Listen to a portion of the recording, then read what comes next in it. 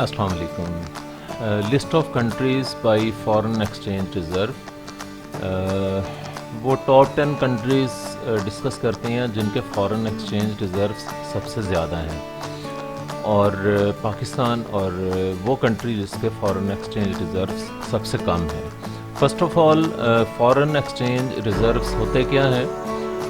ان کو forex reserves بھی کہا جاتا ہے. اس سے مراد یہ ہوتی ہے کہ کسی ملک میں گولڈ، آئی ایم ایف کی کرنسی جس کو ایس ٹی آرس یا اسپیشل ڈرائنگ رائٹس کہا جاتا ہے، اور اس کے علاوہ کوئی اور پریشیس میٹل، اور ساتھ میں جو انٹرنیشنل کرنسیز ہیں، فار ایگزامپل کہ ڈالر، یورو، پاؤنڈ، جاپنیز ین، چائنیز یوان، تو کولیکٹیولی اس کو فارن ایکسچینج ریزروز کہا جاتا ہے. تو یہ اس ملک کی، کسی بھی ملک کے کا جو سینٹرل بینک ہوتا ہے، اسٹیٹ بینک ہوتا ہے، اس کی ملکیت میں ہوتے ہیں. تو یہاں پہ ہم دیکھتے ہیں کہ کون سے 10 ممالک ہیں جن کے فارن ایکسچینج ریزروز زیادہ ہیں اور وہ کتنے ہیں. ان میں نمبر فرسٹ پہ چائنا ہے. چائنا کے جو فارن ایکسچینج ریزروز یا فوریکس ریزروز جو ہیں، یہ ہم اس کو ڈسکس کریں گے یو ایس ملین ڈالرز میں. تو یہ ہیں 31,60,000 ملین یو ایس ڈالرز، اور یہ لیٹسٹ ڈیٹا ہے 30 اگست 2023 کا.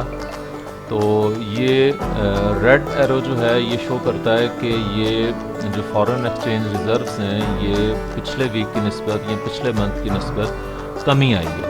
تو یہ 44,170 یو ایس ملین ڈالرز کی کمی آئی ہے.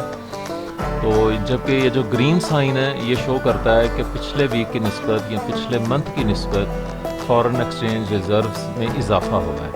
سیکنڈ نمبر پہ جاپان کے ریزروز ہیں جو کہ 12,53,673 ملین ڈالرز ہیں. تیسرے نمبر پہ سوئٹزرلینڈ ہے جس کے 8,98,588 ملین یو ایس ڈالرز ہیں.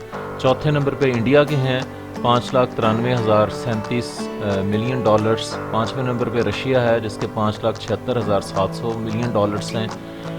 اس کے بعد تائیوان ہے جس کے 5,66,490 ملین ڈالرز ہیں. ساتویں نمبر پہ سعودی عربیہ ہے جس کے 4,43,261 ملین ڈالرز ہیں. اس کے بعد ساؤتھ کوریا جس کے 4,21,454 ملین ڈالرز ہیں. 9ویں نمبر پہ ہانگ کانگ ہے جس کے 4,17,283 ملین ڈالرز ہیں. 10ویں نمبر پہ برازیل ہے جس کے 3,43,620 ملین ڈالرز ہیں.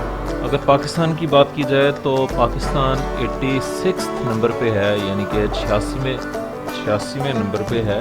اور پاکستان کے جو فارن ایکسچینج ریزروز ہیں کرنٹلی 8 ستمبر 2023 میں وہ صرف 7,638 ملین یو ایس ڈالرز ہیں، اور ان میں پچھلے منتھ کی نسبت ڈکلائن آیا ہے 141 ملین یو ایس ڈالرز کا.